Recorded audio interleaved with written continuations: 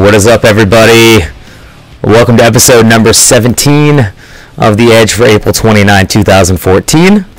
I am Sean Clark, aka Valise, and coming up on tonight's episode, we'll be covering Community Manager Laura's post on Healer Imbalnce and Battlegrounds, Watcher's blog series on how raiding has developed over the years, and I'll be talking a little bit about how the rogue class has changed for Warlords. Per usual, a couple guys and one girl that I would like to introduce before we get things rolling. Miss Alexander Merling, how you doing tonight? Good, thank you. Good. Matt, Mr. Matt Lowe, what's up, dude? I am just peachy today. Just peachy. Just peachy. He's still mad because he's losing in Hearthstone. Let's not bring that up. Angry? No. I'm just never. We're not going to talk about that tonight. So there's been a lot of news with stuff that's been coming out with the Watcher blog posts and you know, the interesting memory lane going back, talking about rating and how things have changed, and we'll talk about that, where we think the future of Warlord rating is going to go, and I'm actually really excited to talk about that. But first, we definitely want to hit up the healer imbalances in Battlegrounds. That was a pretty big post by Lore, and our resident expert healer, Miss Alexander Merling, is going to be covering that, since she does the primary healing in this trio. So. Well, I would say that, you know, Matt does some healing too. Not maybe? the PvP side of things here. Well, That's no. all you. Well, yeah, I'm an expert in PvP healing. Let's just Oh my God. stick to that. That's my story. You're expert. To it. The expert. Yep. Well, anyways, if you've been, you know, doing some Battlegrounds lately, you might have noticed that, you know, it's despite the aim to have a decent balance between healers and Battlegrounds, it rarely ends up that way, and that's because people queue up for roles that they choose not to play once they get into the Battleground. Weird. Which isn't ideal. You end up with like one healer on one side and 4 healers on the other. So what Blizzard is going to do to like rectify this is to force people to play the role that they've signed up for and been assigned to. It's a very simple solution, but it's not been implemented until, well, now or soonish.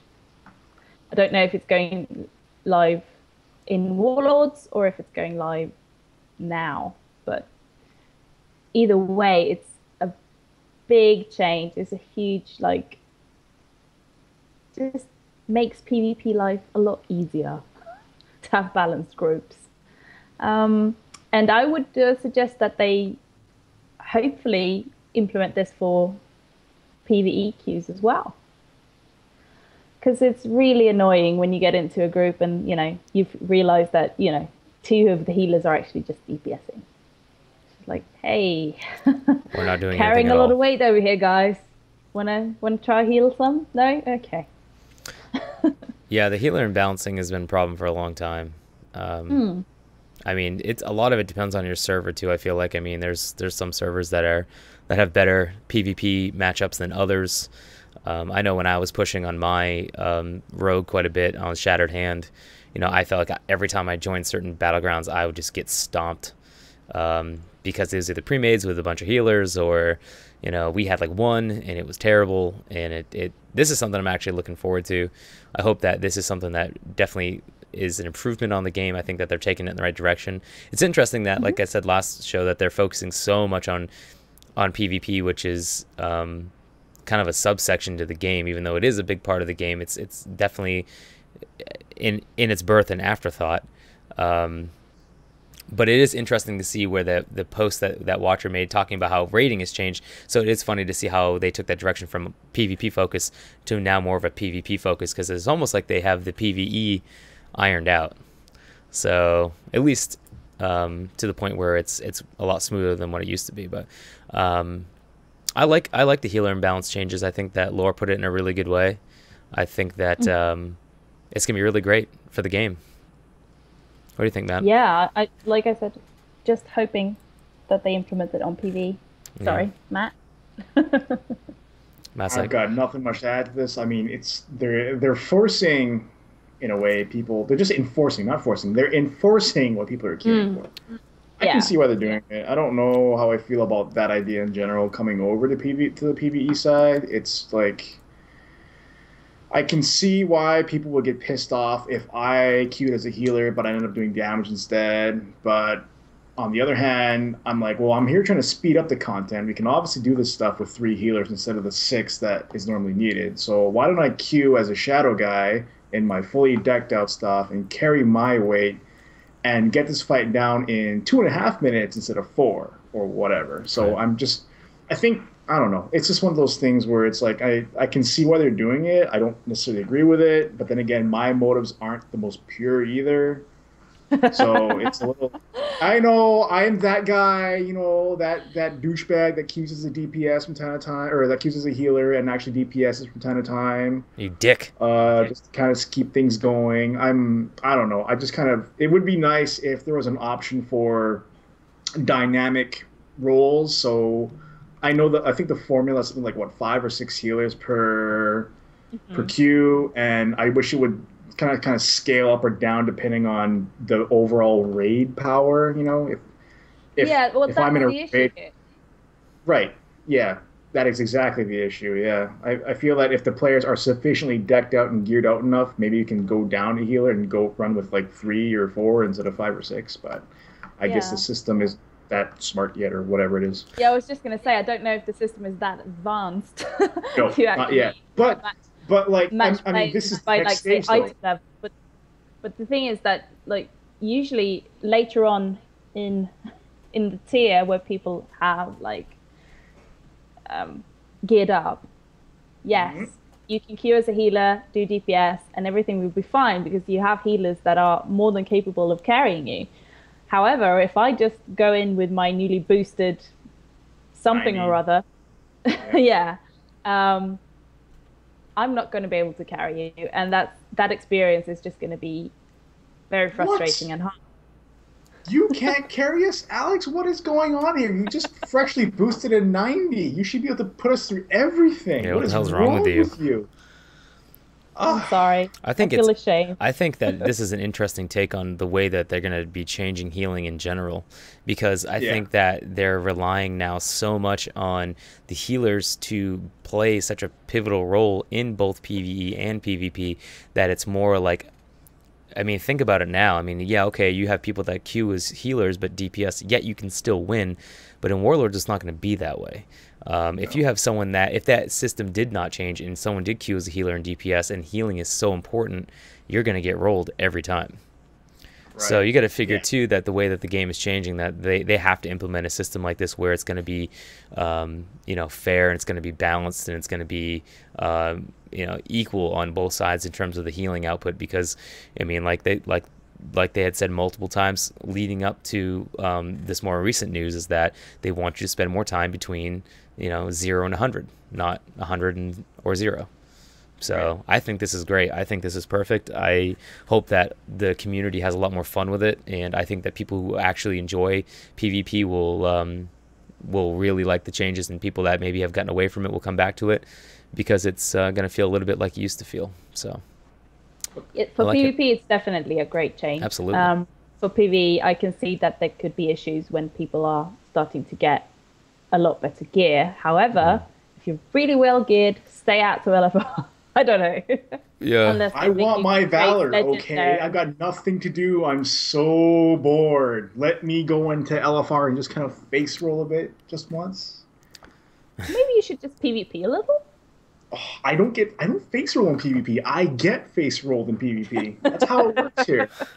Although on a more serious note, I'm kind of curious to see if this system would translate well into a PvE environment. Like, let's say a dungeon, for example. If I queue up as a DPS, do I get auto enforced as a DPS? Like, do I only have to play Shadow? If I queue as a healer, do I get to only play as Holy or Disc? That sort of thing. So I'm kind of wondering what this is going to mean for, that setup. Like, if this technology can translate into the PvE area there or Hmm. not.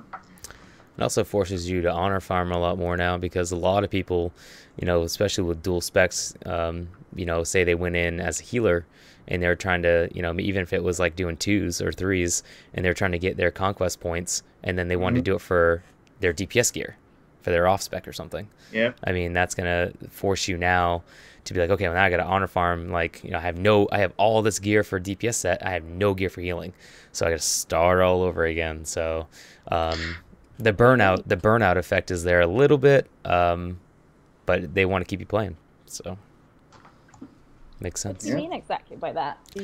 Well, I mean, like a lot of people would queue. They would leave that kind of gear on, that DPS gear, and go in as a healer because they're trying to get healing gear. See what I'm saying? But now you can't do that. You have loot specs. I mean, you have loot specs, but I don't think isn't it affected by, your specialization. If you queue in as a healer, you can only play your healing class, or you're in specialization.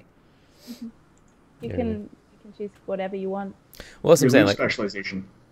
Well, that's what I'm saying. Like, I'm just interested to see how that's going to play out with people, how they, whether it's especially with off specs, how it's in regards to off spec, because most people who do a lot of PvPing have, the off specs, depending on who's on and who they're going to play with, especially for arenas, 2s, 3s. It's like, well, if this one friend's on, I'll roll DPS. If this other friend's on, he's a great DPS, I'll be a healer. So it's just interesting, I think, how that's going to work in terms of how I don't think they're going to have this enforcement system for arenas, to be honest. Yeah, they haven't really talked about that, have they? I think it's just Battlegrounds. And I don't see how it would affect what kind of gear you were able to get, seeing as it doesn't really matter. And also in Warlords, stats are going to be dynamic, aren't they? Yeah. So I don't think that's going to be a problem. Speaking of not dynamic stats, Watcher has an interesting blog series going on raiding in vanilla, BC, and Wrath, and so on. It's interesting to see if you guys have read the articles. If you haven't, I highly recommend that you go check them out on. You can either go to battle.net or you can go check them out at bluespro.com. There's some interesting opinion pieces on them as well from a couple of our contributing authors. But it's interesting to see how raiding has changed, how they've gone about changing the functionality of putting together your raid groups. But Matt is going to cover this a little bit more. I mean, he's really still deep into raiding, whereas I am strongly PvE suited in WoW, but I have just not been lately, just because I've been so distracted by every other game under the sun and everything. But I know Matt will have a better opinion on this than me. So what's your take on this? What was your first initial reaction on the article, and how did you feel? If it was accurate, not accurate? What do you think? I think it was pretty bang on in terms of the different problems and I guess the systems at the time. Like I've been raiding since vanilla. I first got into the game around that time. Paid my dues in Molten Core, Blackwing, all that stuff, right? And it was good. It was a good kind of a look back, kind of a review.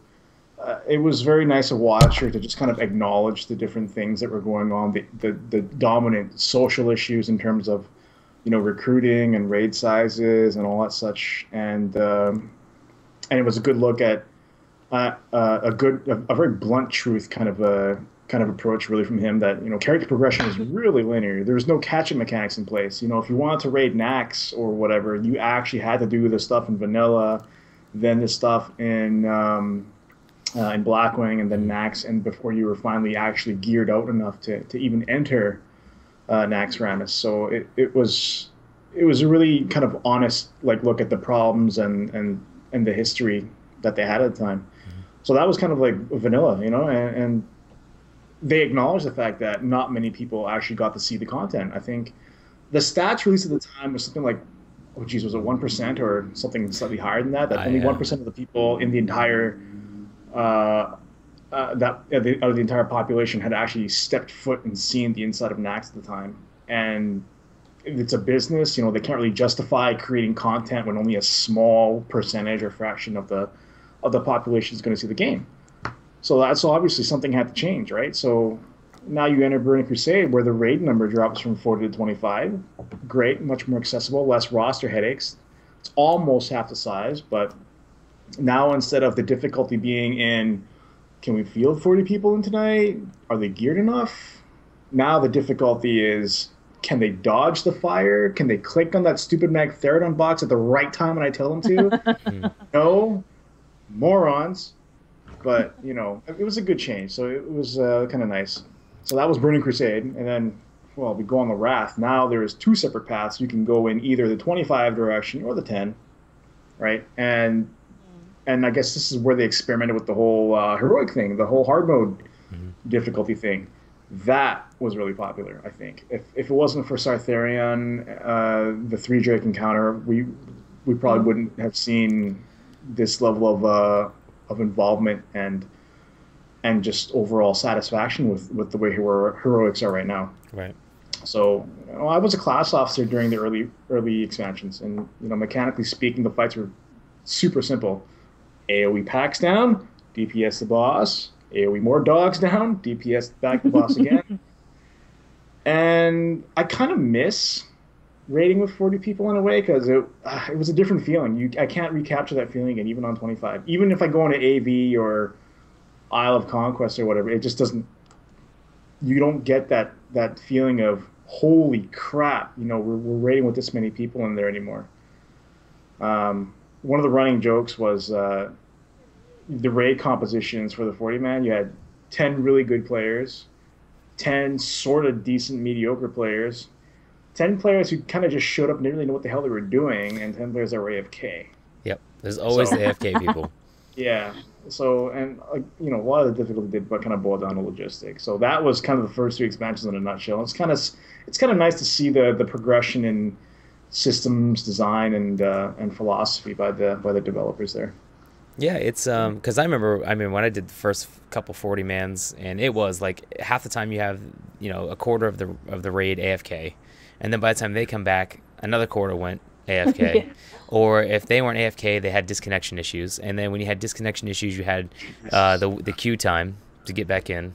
It was unbelievable. It was always something. Actually, I remember a story. There was a priest who this was when not Recount, but I think something like that had just come out. And this guy, there was this priest who, like, wow, your numbers are so awesome. Your healing is impeccable.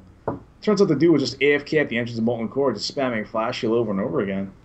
Wow. I thought that was pretty funny, you know? But, yeah. That's another thing, too, that we kind of take for granted is all of the add-ons. I mean, I remember, you know, back in vanilla, I mean, you had just...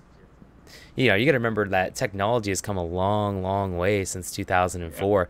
Yeah. I'm playing on. The monitor I'm looking at right now is a 27-inch widescreen. Okay, but when I was first playing World of Warcraft, my computer monitor was like maybe a 15, maybe.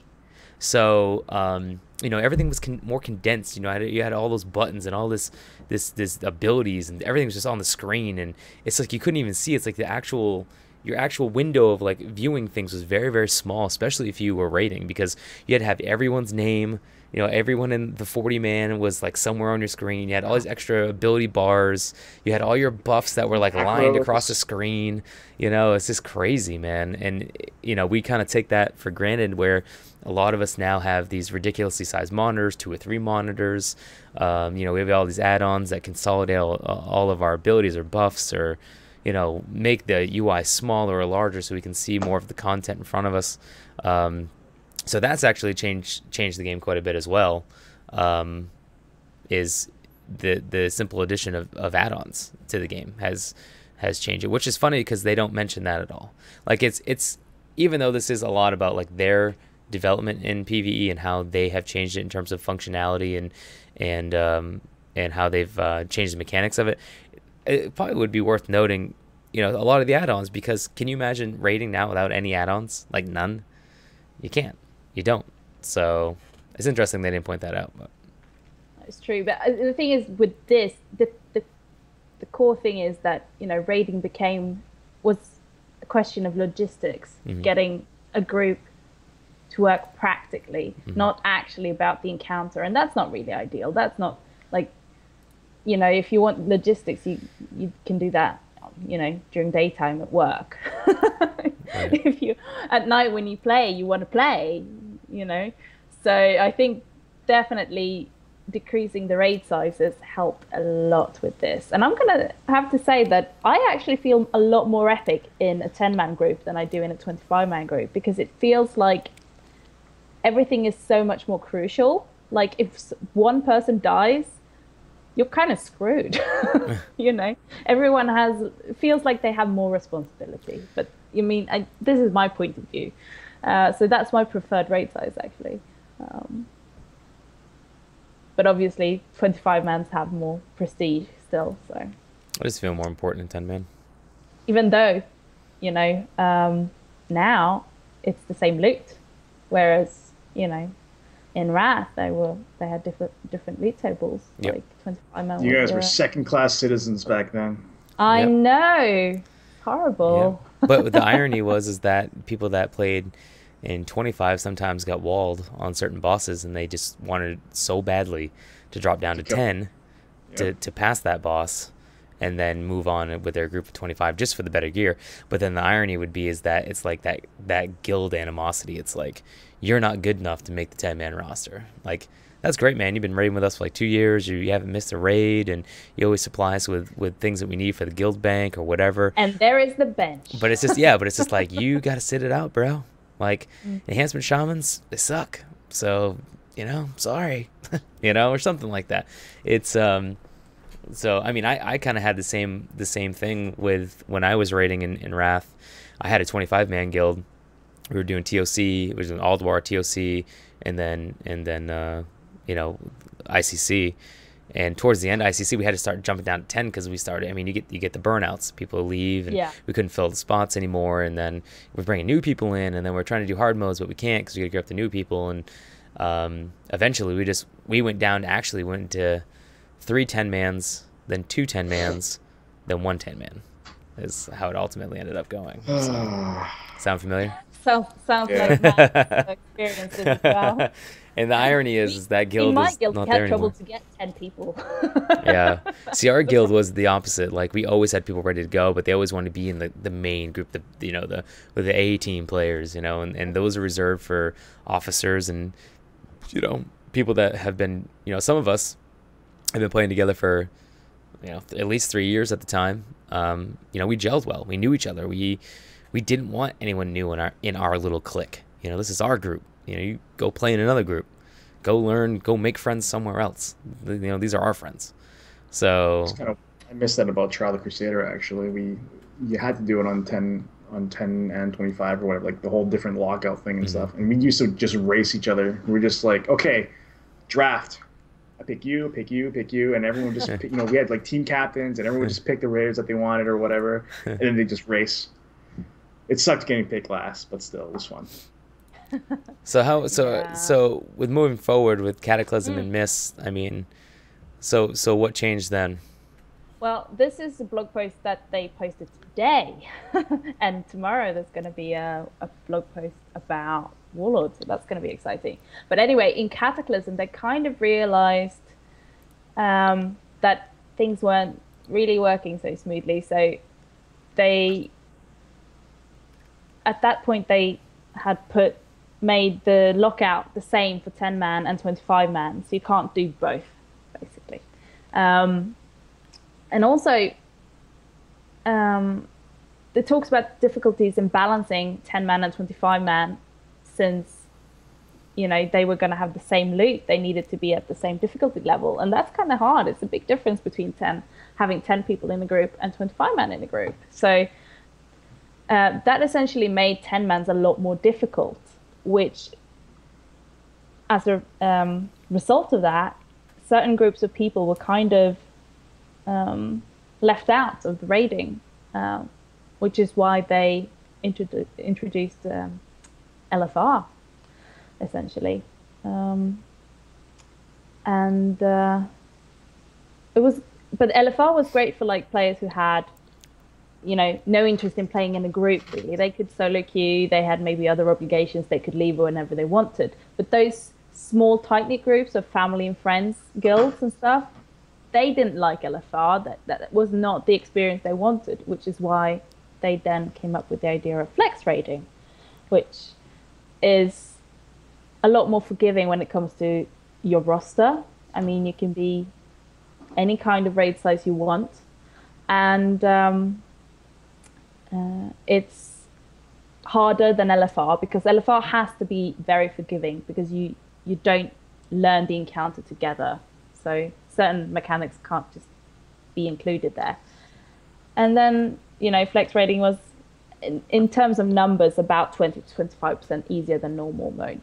So with that, they kind of gave the raiding experience back to those people. And that's basically where they are at the moment. And going forwards in Warlords, it's going to be interesting how everything will pan out with the change of sizes again with Mythic raiding. And Matt's sighing again. I gotta cut 5 more people. Yeah. I always use it to just ask for volunteers. That's what I do. Are you kidding? And deprive myself the pleasure of firing people? No, I just ask for volunteers. It's just easier. It's like kick yourself out. It's true. Well, it's like, hey man, if you're not gonna be around, just let me know. I'm not gonna hold it against you. Just don't want to do any work. You could do it Survivor style and hold the competition. Yeah. You've been voted off the island. That'd be funny.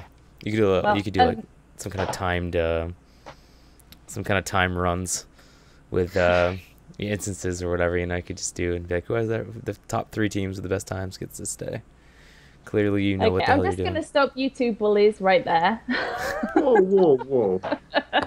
It's so funny because like she's part of the friendly we all love each other guild. Like, it's okay, you can stand in the fire all day long. It's we're all friends here. And him and I are part of the group that's like, if you don't get the fuck out of that fire, I am going to come to your house and beat the shit out of you. Do you understand what I'm saying? You're elitist jerks. That's basically we're not elitist. We're not elitist. We're just we just don't deal well with stupidity. The way I think the way it is okay, we make mistakes. It's cool to learn and you make mistakes. All right, that's fine. But if you do it again, it's not fine. So. But to be honest, we have separate teams. We have a progressing team, and Which then team are you on? we make progressing team. Fuck you. Sorry. Just curious. Apologies. And then we have so angry. A normal raid team that we make sure we bring the people who don't get to be on the board. Oh, see, no, I already lost my interest. And in that group, it's okay to stand in fire. But I was going to say, for those who were wondering, we finally have an answer. Will they allow cross-faction raiding? And the answer is no. Hell no. Fundamentally, Alliance versus Horde, Orcs versus Humans is the heart and soul of the Warcraft universe. And Blizzard has to draw the line somewhere, and that's where they draw it. I mean, I can tell you that. I mean, I think everyone. Players anyways. I mean, that's the thing. Everyone can agree with this. I mean, especially people like us who have been playing for a long time. Is that you're gonna take a break eventually. You're gonna get burned out. You're gonna step away from the game for maybe a month or 2, or just not be quite as active as you normally are during progressive raiding. But it's there are certain things that they could do with the game that would just make you want to stop playing it altogether. And if they did that, I'd stop playing altogether. I don't like that idea at all. There is no point in that. That's really especially stupid. Now, when it's so easy to get a character on.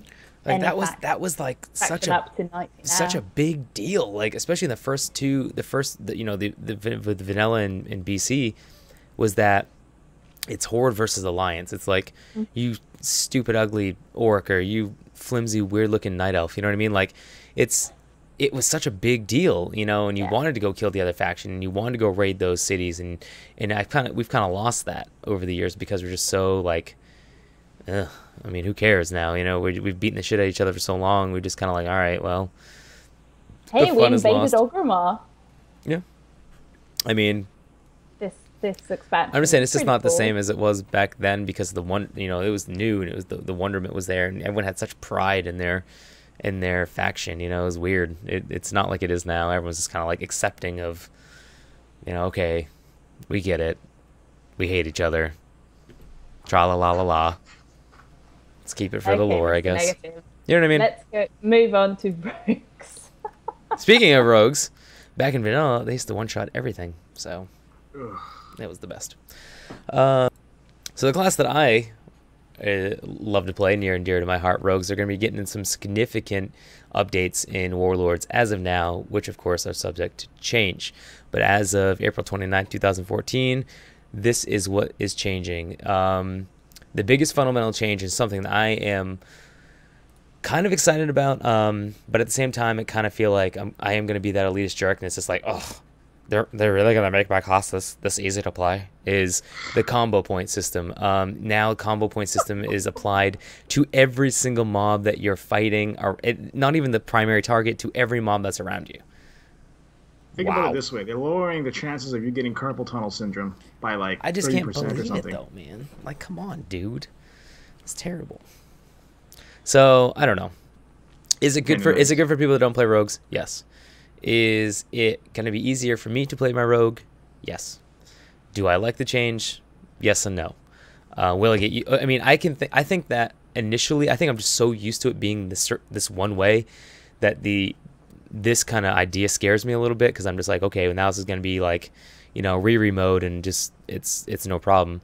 But I think once I get playing with it, I think I'll like it, and I think it'll be a good change. But it is, I don't know. It definitely took me by surprise when I read it. I was like, I cannot believe they're doing that. Like, it's always something I would complain about too back when I was raiding. I was like, man, especially when I was ads and rogues didn't do shit for AoE damage. I was like, how come I just can't get combo points on everything? It sucks. Rogues suck. So, and now they're doing it, and I'm still complaining. So there you go. You're like the stereotype. Yeah, I am. Yeah, it actually is. Oh, wow, Yeah, player. I am. And this is why I have the podcast, so I can vent my frustrations to everyone that wants to listen. Yeah, that is actually a point. It is going to be applied to you. Mm-hmm. Rather, the combo points will follow you around, right, rather than ants. Right. So, but it's interesting that you can just switch targets like that, and it's going to be interesting how to see the mechanic of how the rogue is going to change in that effect. Also, they're going to remove the damage increase from Tricks of the Trade, so that's nice. It's no big deal. It's not much to talk about. They're just removing it. So flat out misdirect then, essentially? Yeah, it costs no energy, and it doesn't give the 15% damage increase. Basically, what that translates to me is one less macro. So, yeah. One less macro. Nice.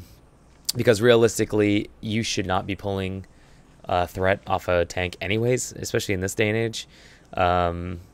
It's just not going to happen unless it's something like, you picked up on an ad mistakenly or something. I mean, I don't know. You got to give it to an off tank or something stupid, like a very specific situation. But if you're not going to pull the big boss off of the main tank, it's not like how it used to be. So that's not really a big deal. I do like how they are going to make it so Assassin's Resolve no longer requires daggers to function, which is really sweet. So they are buffing. That is a nice change. It is really nice, yeah. Because that's the thing that's been. I can think of a phrase I want to use, but I'm not going to say it. That has been blocking the rogues for such a long time, bottlenecking, I guess is the PG term I'll use. By forcing them to use daggers as assassination, which, here's the thing, is I don't mind using daggers. I get it. That's what rogues use. I mean, it's supposed to be that style. It's the speed. It's the, the light weapons. Okay, I get it. But, I mean, the daggers are always so damn ugly. I mean, they never have good art. They never look good. Even the legendaries that I had in Cataclysm, they were ugly. They sucked. Like, I did all that work for some ugly-ass daggers with eyeballs on them. Woo! Like I care. The coolest thing about my legendary daggers is I got wings for like 10 seconds. That was the coolest part. That was it. All that. And now everyone gets wings. Yeah, everyone's got them now. Yeah, so I mean, who the hell cares? But the Assassin's Resolve thing, when no longer requires daggers, is actually really cool. Dispatch can now be used with fist weapons, but of course, it's going to be nerfed to 331% weapon damage instead of 480. Same thing with Mutilate. You can now use it with fist weapons, but it's going to be down to 137% instead of 200% weapon damage, and Sinister Strike deals 188% instead of 130. So they're still forcing you to use daggers, but they're not penalizing you to the point where it's unplayable. It's kind of like a subtle encouragement. It is, yeah. Especially if you're transitioning, maybe, or you know, if you're trying to switch specs and you just don't have the weapons yet or whatever, you know what I mean? It's obviously you wouldn't start an assassination and work your way over. You may start as sub or combat and then work your way over. So, but they're still going to make you play with daggers. I mean, I don't know about your guild, Alex, but in my guild, if you have a choice to either do 480% weapon damage or 331% weapon damage, we're going to make you do the 480. It's just the way it works, you know? Just saying. Yeah. Yeah, okay. Yeah, you elitist jerk, yeah, you. Such an asshole. Bandit's Guile is actually going to change too. This is really interesting, and this is probably one of my favorite changes, is that how they're going to change that with Deep Insight. So in case you don't know what that is, basically it's a running buff that you get from attacking. And every time you do 4 attacks, it's right around 4 attacks, like with your Sinister Strike, you gain another part of the buff. There's 3 total. It's like green, yellow, and red. And then you do additional damage as this progresses. But the problem with this is that everything with the rogue is so timey. You know, especially with transitions and boss fights, or if you know, you're gonna phase where you have a lot of ads, or you need to run all over the damn place to go click on something or absorb something. You're losing a lot of your energy. You're wasting energy because you can't get the maximum amount of DPS out of this buff, because in a way you can't control it because you need to be constantly DPSing. So I know it kind of does. It's hard to explain unless you actually play the class. But the long and the short of it is they're going to change it where Revealing Strike now does 20% more damage, but it no longer advances your Bandit's Guile. So in theory, if you know that, say you're in the yellow, which is the next the best one, and he's gonna, you know, the boss is gonna be invulnerable for the next 10 seconds, you could just hit your Revealing Strike, do the damage, you're not progressing it, wait for that invulnerability, and then come back and start doing Sinister Strikes to put you in the red for that 30% extra damage. So it's giving you a way to control that buff that was, in theory, not controllable before. Like it just completely screwed up your timing for the class, you know, and everyone's like, well, I'm losing DPS, or I'm wasting energy, or it's, you know what I mean, it's not quite right. You guys need to do something to fix this. So going forward, this is actually something that's going to change the rogue rotation a lot. So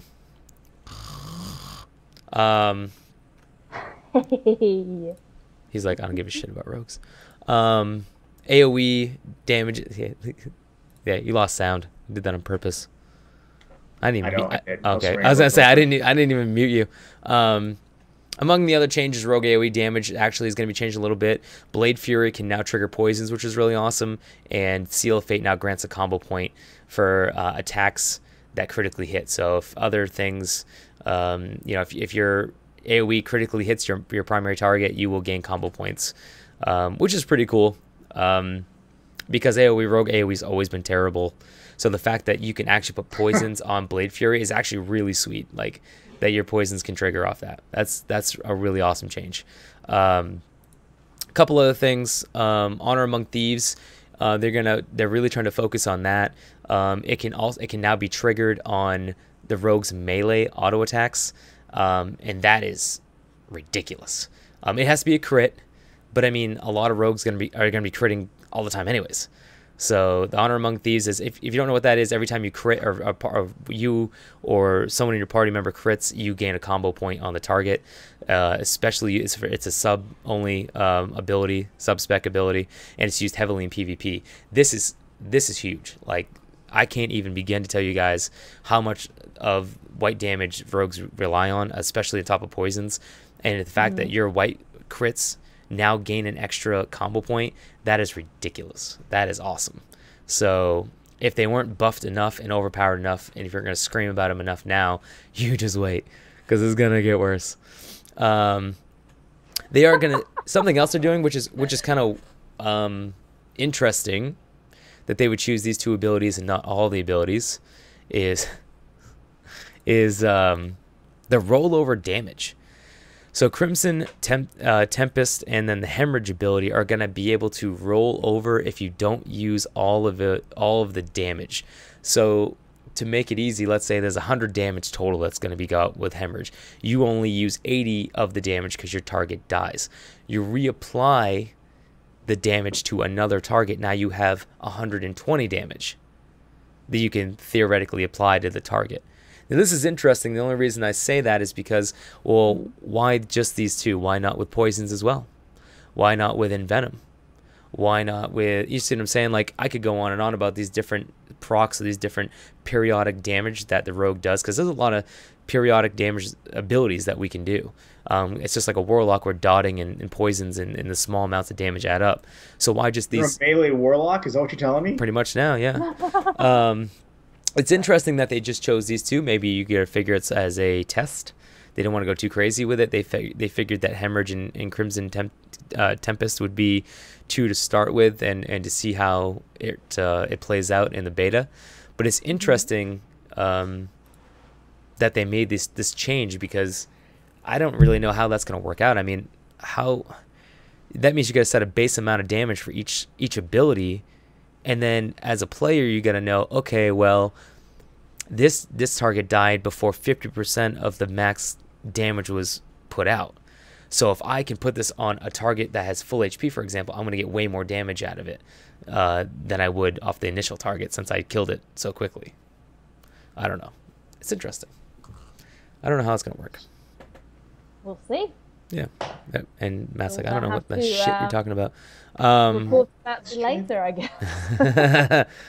And the other one, the big change that they're making is with is another sub spec, because of course sub has been ridiculously strong for a long time.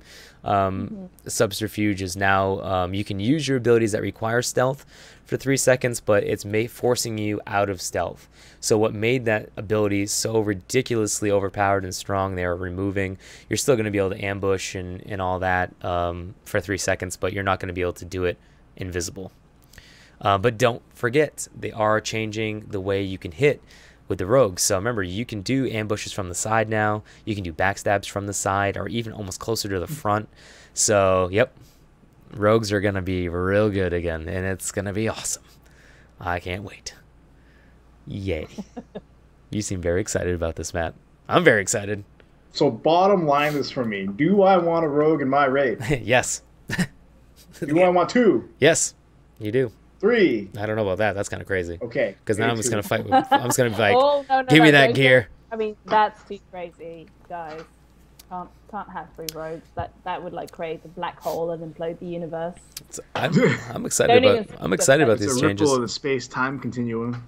Exactly. Yeah. Rogues are just one of those classes that are hit or miss. They're hot or cold. They're the best or they're the worst.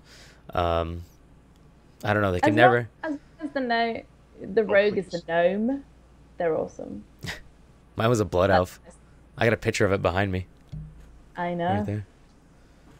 We know warlocks are the best class anyways, guys. Let's be real. They always have the best art, so obviously they're the best class. Yeah. Hey. Hey! So off topic a little bit before we go. Mm-hmm.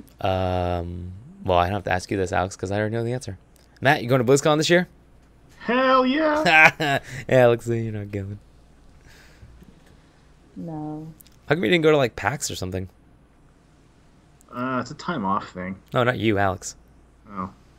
My bad. Maybe Gamescom. Isn't there PAX close to you? Wasn't there one in like Germany or something? There's no PAX Europe, man. No. So, like, No. Gamescom, I was thinking DreamHack. DreamHack. That's what I was just thinking of. Because there was just a DreamHack, DreamHack recently over there. Yeah, I know. You didn't go? Nope. What the hell's wrong with you? But I went when it was here in Sweden. Sweden. Sweden, yeah. Man, I don't know if I really want to go to BlizzCon this year, but I don't know if I have the money. You want to pay for my ticket, Matt? Please. No. No. All right, I'll take that as a yes. Thank you. I'd say that the ticket is probably the least of the costs you get. From Yeah. Yeah, it's like Price, it's yeah, like but- if you get a hotel right now, you can stay at the Marriott, which is pretty much connected to the convention center, for $200 for 4 days, which is actually a really good deal. I'm pretty sure the hotel's already booked out. Honestly. Yeah, if by now it has to be, because the first day I checked for availability, they were already like really full. Boom, gone. Yeah. So, but either way, even if you don't stay at that Marriott, if you stay around like one of the blocks, like close to it, it's really cheap. It's like $100 for 4 days or something like that. And then tent? No, we're not hippies. This isn't a festival. Hippies. And then so you got to figure it's like $200 for your ticket, right? And then you're looking at somewhere between $350 and $500 for a plane ticket for me, because I'm all the way across the U.S. And then I got to rent a car because I got to fly to LAX, and it's in Anaheim, so I got to drive like 40 minutes or an hour or whatever. So that's going to cost me, I don't know, a couple $100 to rent a car, put gas in the car. I don't need insurance on it because I already have insurance. It's going to be a lot of money. And then money, and then the money you're going to spend at BlizzCon, right? You know, the merchandise, the food, the swag. They had this, dude, I ate this one thing. It's like this hot dog or something. It had like sriracha on it and had all this like jalapenos, and this thing, dude, was like ridiculous sized. It was awesome. And it was like $10. I was like, I don't give a shit. It tastes amazing. Twiz actually ate one with me. We didn't eat it together because that sounds really, really bad. But him and I were there. Did you share one? Eating the dogs. Like Lady and the Tramp. Yeah, I was gonna say. Yeah, you would picture that, wouldn't you? Like, you know, who gets the last slurp? I would have liked wiener. that picture. Why didn't you send me such a picture? I went there. Cool. Okay. Guys, I think we're done. No, I don't want to be done. I want to talk more about BlizzCon. Because I'm very, very excited. All right, fine. I'll play music and stuff. You're very excited. I really am, though. I want to go Gotta sober. get tickets first, man. I think I'm going to get my friend to buy my tickets, and then I'll just pay him in installments because I'm poor. So next week, I'll probably finish up talking about the Warlords, the last post, the blog post by Watcher. That should be interesting to check out. Blizzard loves to drop news on us last minute, or usually Mondays afternoons or something silly, or Tuesday afternoons. Inopportune times. Yeah, so who knows what we're going to talk about. Please follow us on Twitter to stay updated with stuff that we'll be discussing on the show. If there's any suggestions or things you want us to talk about, please send us an email, edge@blizzpro.com. I get them all confused. Twitter handles, boom, boom, boom, right below us. You can follow us there if you would like. And we'll see you guys next week. Have a good night, guys. Bye. Yeah.